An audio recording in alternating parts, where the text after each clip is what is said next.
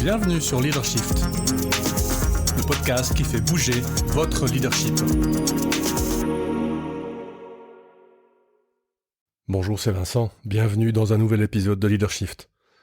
Pardonnez ma voix, je sors d'à peu près une semaine de toux, de grippe, enfin, rien de très extraordinaire, mais pour la voix, c'est pas terrible. Cette semaine, on va parler d'un phénomène qui est identifié après la pandémie de Covid-19, et puis qui continue d'être une source d'intérêt pour les chercheurs, ce dont on va parler aujourd'hui, mais aussi évidemment pour les managers, les entreprises et les gens qui aimeraient bien qu'il y ait moins de démissions silencieuses qu'auparavant. Alors c'est la traduction assez heureuse finalement de quiet quitting, qui est le terme anglais consacré. Démission silencieuse, de quoi s'agit-il ? En gros, ça décrit le niveau d'activité de collaborateurs qui se contentent de faire le strict minimum requis par la description de poste, donc ils n'ont pas envie de se faire virer, mais ils font vraiment ce qui est indiqué dans la description de poste, sans plus. Pas plus. Donc on pourrait aussi dire faire le minimum. C'est comme ça que je l'avais traduit moi personnellement, mais des missions silencieuses c'est mieux parce qu'en fait, ou des missions cachées, parce que je ne démissionne pas vraiment, je suis au travail, je fais de la présence, je fais mon travail, je fais mes machins, mais pas beaucoup plus que ça. Alors on attribue ce phénomène à des cultures de travail trop exigeantes, à des préoccupations de santé mentale. Bon, pourquoi pas. Et donc face à ces supposées contraintes, culture de travail exigeante, préoccupations de santé mentale, les quiet quitters, donc les démissionnaires silencieux, alors ça c'est moins heureux en français, établissent des limites strictes entre vie professionnelle et vie privée, et puis distinguent clairement les tâches contractuelles et puis les comportements non obligatoires ou les comportements extra-rôle, qui sortent du rôle, mais qui sont attendus. Ils sont pas obligatoires, mais ils sont attendus. Et donc, tous ces comportements-là, ils les refusent ou ils les évitent. Alors, on va, pour illustrer ce qui se passe, faire une hypothèse. Alors, on est dans la réflexion sociologico-philosophique. On va faire un certain nombre d'hypothèses qu'on va discuter sur pourquoi est-ce que les gens ont cette réaction de quiet quitting ou d'émission silencieuse. Et pour ça, on va s'appuyer sur les travaux d'un sociologue philosophe allemand qui s'appelle Axel Honneth. J'ai mis un lien vers sa page Wikipédia, vous verrez. Quelqu'un de très intéressant qui a lui à travailler sur la reconnaissance. Alors, en gros, l'autonomie des individus dépend de la reconnaissance par les autres. Ça, on le sait, on sait que la reconnaissance est un facteur de motivation. On en a parlé quand on a parlé de la motivation par ailleurs. Pourquoi ? C'est parce que, en fait, un truc que j'avais jamais réalisé, mais c'est qu'en étant reconnu comme indépendant par les autres, que les individus peuvent se percevoir comme autonomes. Donc, c'est un peu bizarre. Je suis autonome, je suis indépendant, mais c'est parce que les autres me disent que je suis autonome que je suis indépendant. C'est intéressant. Et donc, simplement, cette reconnaissance extérieure permet aux individus de s'assurer de mes compétences et de mes droits au travail en particulier. Alors, contrairement à d'autres approches, la reconnaissance est considérée par Honneth comme une condition préalable à l'autonomie, et non pas comme un complément ou une conséquence. Donc, c'est pas parce que je suis autonome que je vais être reconnu. C'est parce que je suis reconnu que je deviens autonome. Et ça, c'est déjà, premier point important après 3 minutes de podcast, je bats mon record. Faire attention de pas uniquement se dire « je ne reconnais que les personnes autonomes ». Parce que selon ce que dit Honneth, on va dire, pas sinon ça fait bizarre, il y a des personnes qui ne deviendront jamais autonomes puisque vous ne le reconnaissez pas tant qu'elles ne sont pas autonomes. Alors qu'est-ce qu'on peut reconnaître ? Ça, on le verra à la fin. Et donc, la reconnaissance super utile, fondamentale, pour établir des relations avec soi-même, pour se dire je peux être responsable de mes actions. Qu'est-ce que ça veut dire être responsable ? C'est envers les autres. Donc, de nouveau, être autonome et responsable, c'est du point de vue des autres. Alors, quelles sont les formes de reconnaissance ? Alors, Honneth parle de l'importance de la reconnaissance dans différents contextes sociaux. Il en cite en particulier 3. 3 formes de reconnaissance pour 3 endroits, pour 3 modes de reconnaissance, pour 3 dimensions de la personnalité, pour 3 relations à soi, pour 3 formes de non-respect du coup, Hein. Je vous ai mis un tableau récapitulatif dans les notes du podcast, il faudra peut-être le regarder. Ces 3 formes distinctes de reconnaissance, ce sont l'amour pour toutes les relations primaires, qu'on appellerait peut-être les relations intimes, donc tout ce qui est amour-amitié, ça c'est la première forme de reconnaissance. La deuxième, c'est ce qu'on appelle les droits politiques, dans ce qu'on appelle des relations légales, on est dans l'environnement de la reconnaissance politique. Et puis la troisième forme de reconnaissance, c'est la réussite dans ce qu'il appelle la forme des communautés de valeurs. Et donc là, on est dans l'entreprise, mais pas seulement. Alors ce qui est intéressant, petite parenthèse que j'ajoute, c'est pas dans les notes que j'ai préparées, mais j'y pense maintenant, quelles étaient auparavant les communautés de valeurs ? Il y avait le village, il y avait l'église, il y avait l'entreprise, il y avait peut-être l'armée, on en a déjà parlé. Tous ces grands ancrages sociétaux ont disparu. Et donc, l'entreprise se retrouve finalement comme presque seule communauté de valeurs qui reste à l'humain moderne. Et donc, c'est le lieu de la troisième forme de reconnaissance. Et donc, cette troisième forme, c'est la réussite. Et donc, Honneth affirme que le développement psychologique, l'estime de soi, le bien-être des gens, dépend de la reconnaissance dans les 3 sphères. On a besoin d'amour et d'amitié, relations intimes, on a besoin de droits politiques, de respect finalement, et on a besoin de solidarité et de réussite dans notre communauté de valeurs, dans ce cas-là, dans notre travail. Alors les modes de reconnaissance, c'est le soutien émotionnel quand il s'agit des relations primaires, c'est le respect cognitif, le respect donné, le respect pensé dans les relations légales, et puis l'estime sociale dans la communauté de valeurs. Ça correspond chaque fois à des dimensions de la personnalité différentes. Le soutien émotionnel correspond évidemment aux besoins et aux émotions. Le respect cognitif correspond à la responsabilité morale.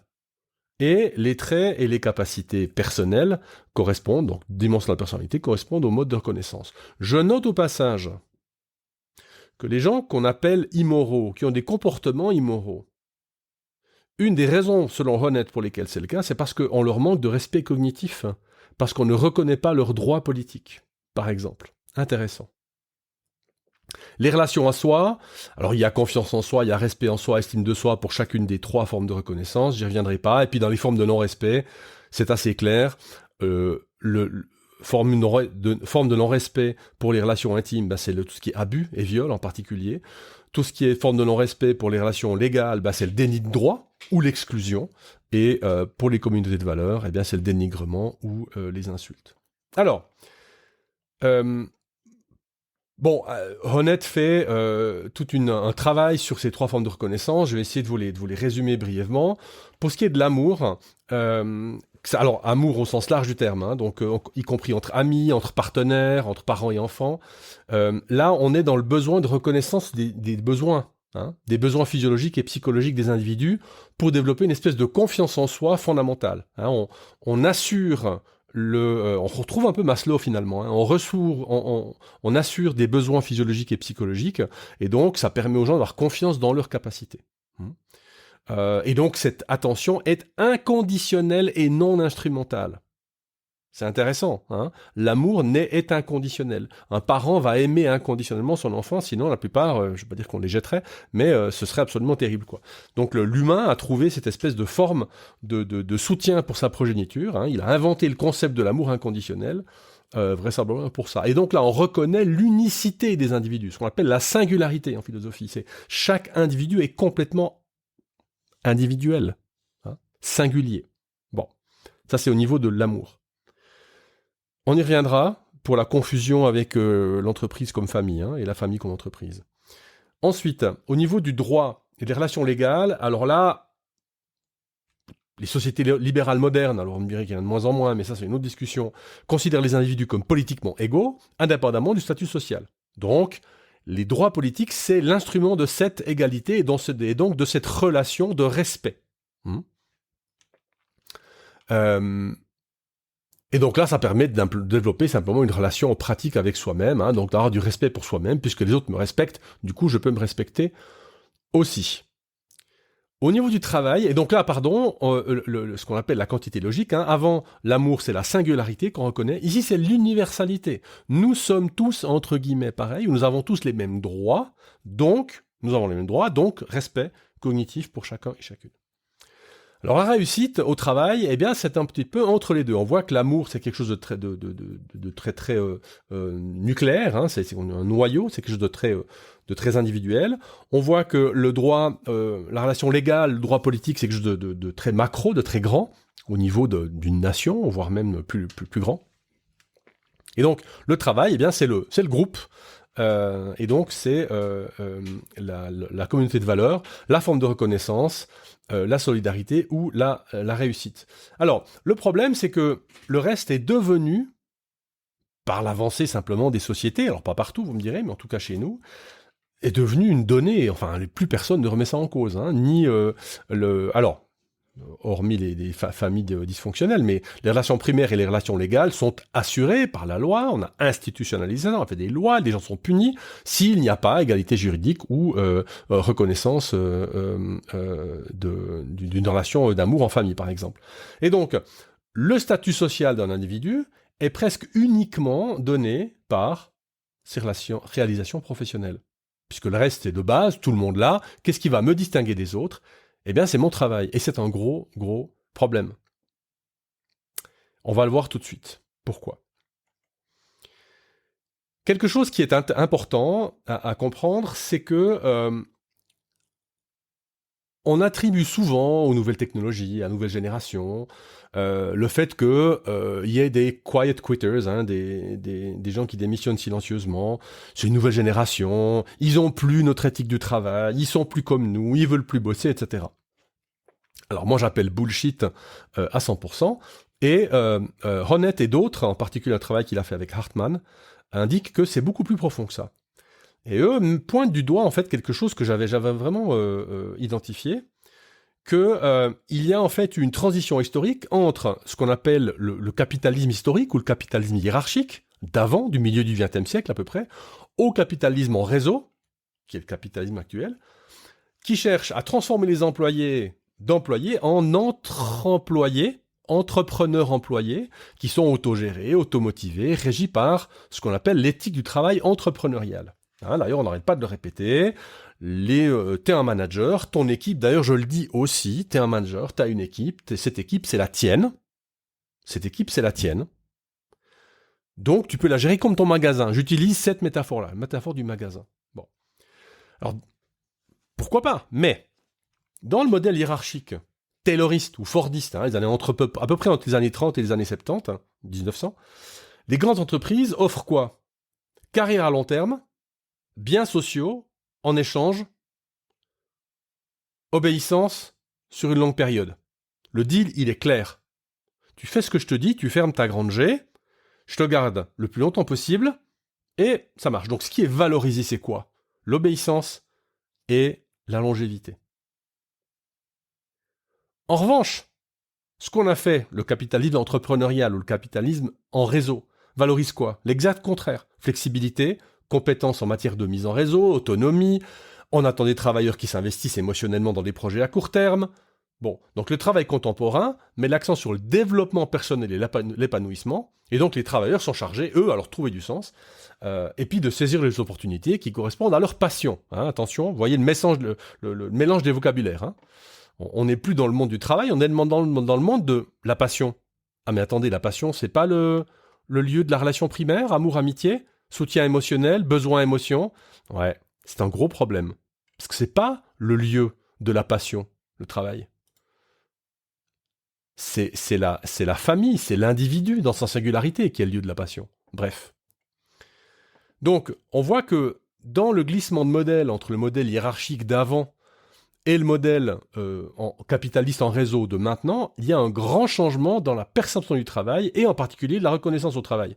Alors du coup, cette promesse de liberté et d'autonomie peut s'avérer une source de motivation, ça on le sait, Deci et Ryan nous l'ont dit, mais aussi psychologiquement nuisible sur 3 aspects principaux. Premièrement, l'engagement émotionnel attendu de la part des collaborateurs collaboratrices. Brouille les frontières entre les relations formelles et les relations informelles, entre les relations familiales et les relations de travail.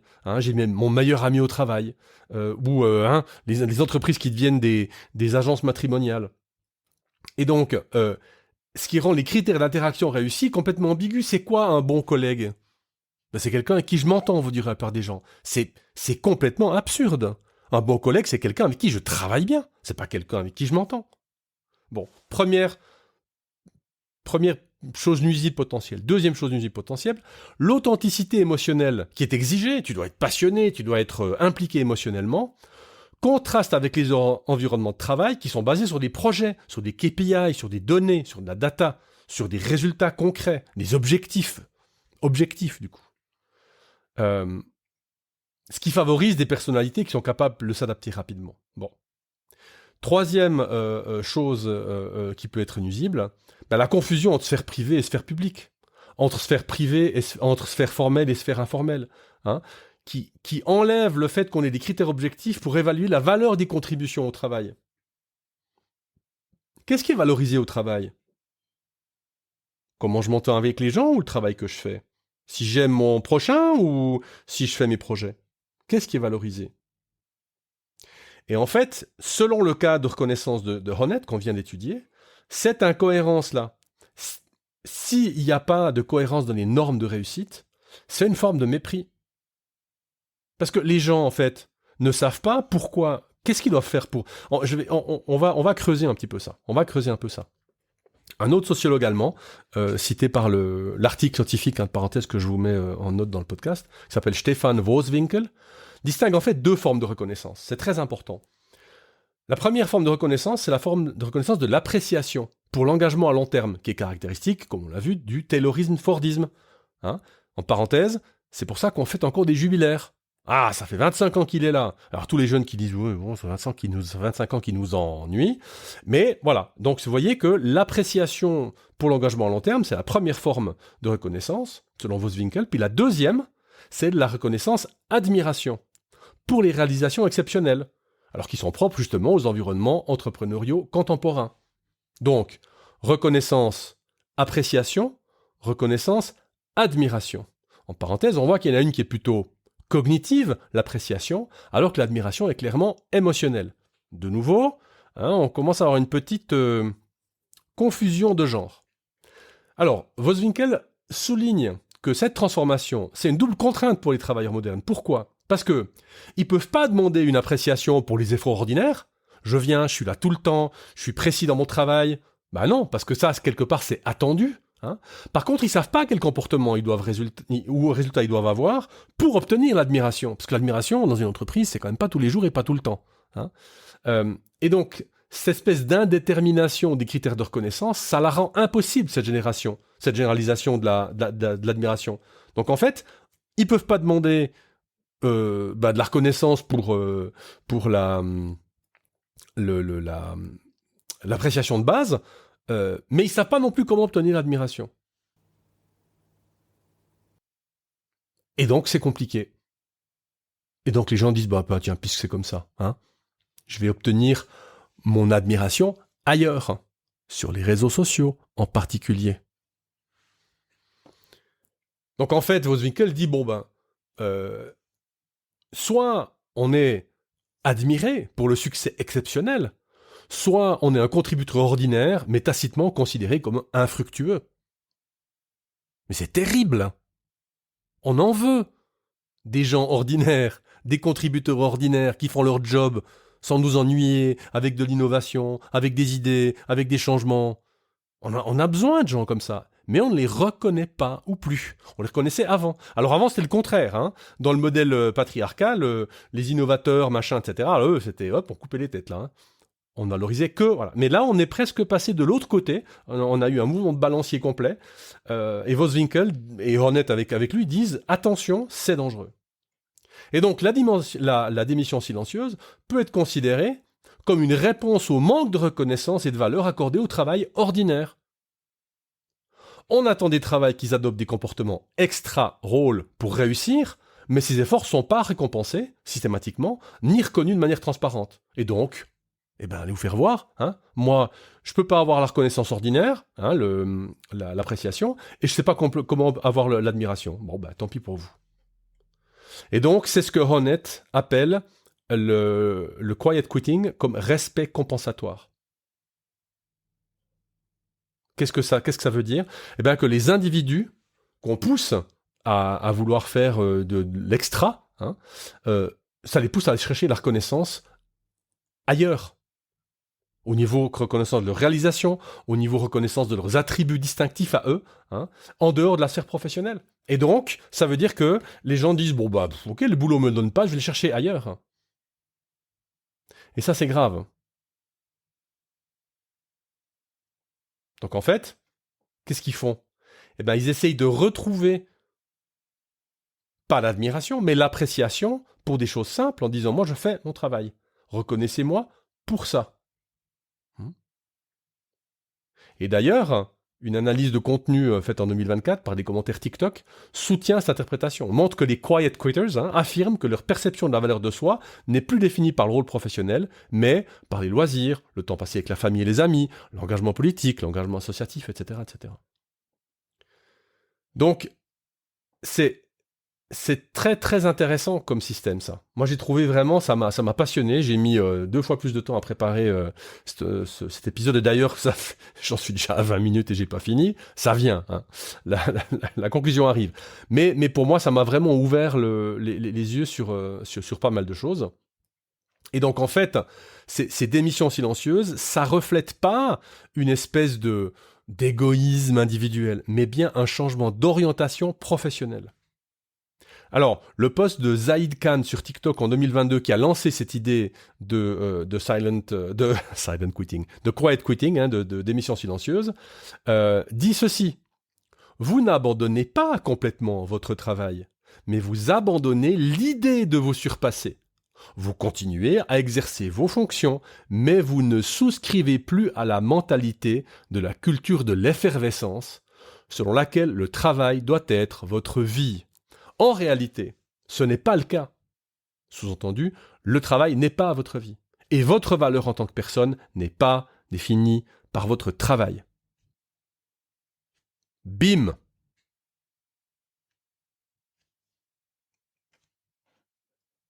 Le problème, c'est que ce désengagement, c'est un peu une victoire à la Pyrrhus. Parce que les gens qui font ça, en fait, c'est plutôt une espèce de mise sur attente. Ils se disent, bon, moi je me mets en attente en attendant que.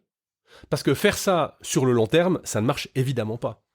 Et d'ailleurs, on le sait bien, les silent quitters, les quiet quitters deviennent des quitters. Parce qu'au bout d'un moment, faire juste son job, c'est ennuyeux. La motivation n'est pas facile à obtenir. Sauf si à côté, alors vous me direz si à côté, je peux avoir des loisirs. Et puis vous voyez, j'y pense maintenant, mais tous les gens qui veulent bosser à 60%, c'est peut-être aussi des quiet quitters. Parce qu'ils disent, mais moi j'ai envie de monter mon fitness à côté. Hein, donc je bosse 60% comme comptable. Par contre, je vais m'éclater. Je vais m'éclater avec mon fitness. Hein, 2 jours par semaine plus les week-ends. Ça fait 4, entre parenthèses, qui est plus grand que 3. Vous voyez que le 60%, on est déjà avec des gens qui travaillent, entre guillemets, pour se nourrir, mais qui ont 4 jours sur 7 pour faire d'autres choses. Très intéressant.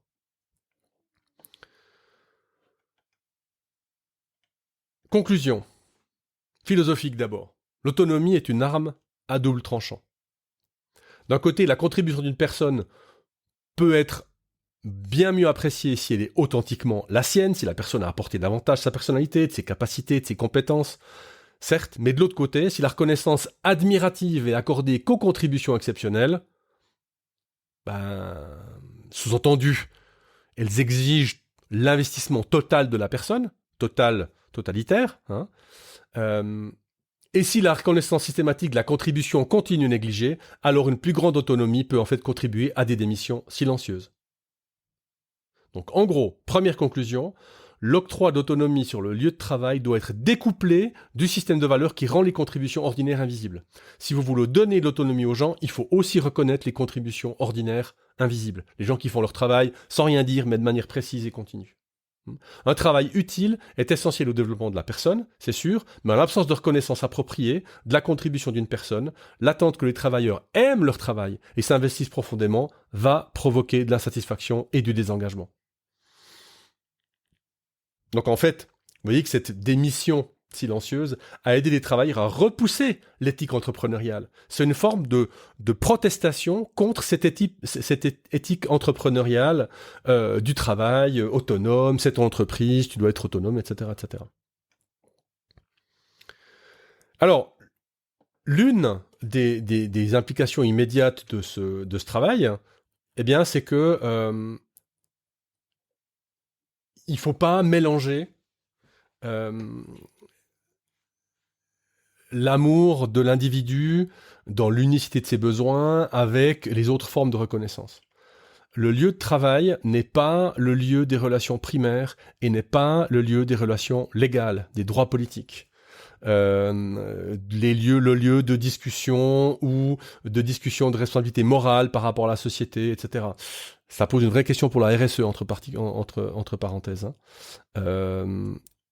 Le travail, c'est le lieu de la communauté de valeurs, le lieu de l'estime sociale, le lieu de la reconnaissance des traits et des capacités, le lieu de la construction de l'estime de soi, et donc le lieu de la reconnaissance de la particularité.